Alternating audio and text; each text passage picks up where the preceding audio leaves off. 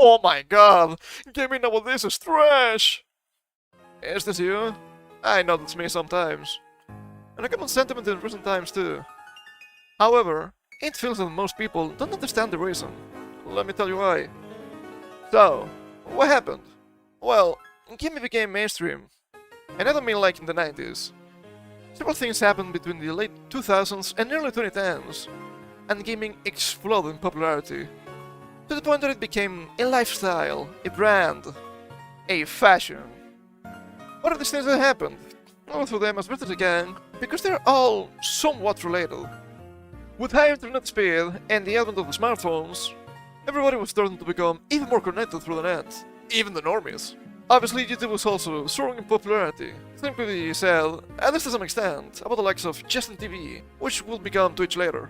People could not only earn livable wages, but also become really famous from their bedrooms, doing whatever, including playing or talking about video games. You've probably heard of the Angry Video Game Nerd, the Buscus, Jacksepticeye, Markiplier, or the indisputable king of YouTube, PewDiePie. Sorry Jimmy, you might be drilling wells in Africa, but you will never compare to Felix. Speaking of the smartphones, if we're talking about them, we have to mention phone games. Big experience means better games, right? Of course I'm a gamer. I play Candy Crush, Fruit Ninja, Angry Birds, and Clash of Clans. Can you believe Clash of Clans released in 2012? If it was a person, it could actually have a YouTube channel. Unless you're in Australia, or the UK, or the USA. Look, it's complicated right now, okay? What am I mentioning fun games? Well, simplified mechanics and further popularity for microtransactions have to start somewhere. Paying for stamina, paying for skins, paying for gamble. It makes me shiver. There was also the rise of esports. Competitive gaming and tournaments were nothing new at this point, but betting on certain sites made it so they could reach farther and wider.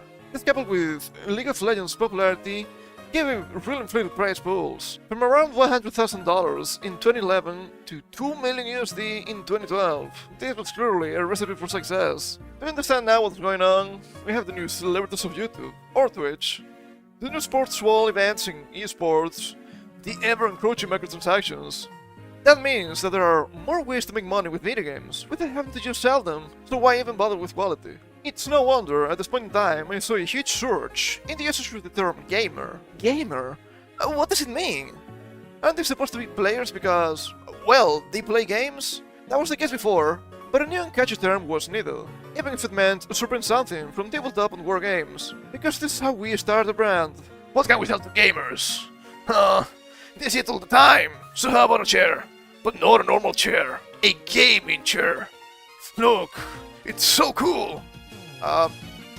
Was it so expensive? Was it actually so bad for your back? What else? They have to play their games with something, so mouse and keyboard. But not a normal mouse and keyboard. A gamer mouse and keyboard. Look, has a bunch of flashlights. Speaking of lights, since they spend their entire lives shrouded by darkness in their basements, sell them RGB lights. We're giving peripherals so low quality? They break all the time. Like that time I went through like 6 mice in a single year. And they were Razer, by the way. I'd rather have my trusted 2-button, single-wheel, 8-buck mouse. Don't make me start with the RGB lights. They're just too gaudy, okay? They're just too gaudy for me. And it wouldn't be a problem if I could actually buy GPUs without them. But no, that's not allowed. You will be the epic gamer. Huh? What else? Well, they're nerds, so they have glasses. So how about gamer glasses? Yeah, that would work. Gamer glasses? Look, if you need special gamer glasses, you might need to fix your in-game graphic settings or monitor settings. Just like an issue of skill to me, okay? I know! How about drinks and food? They're human, I think. But not normal drinks and food. Not even gamer drinks and food. Epic gamer drinks and food.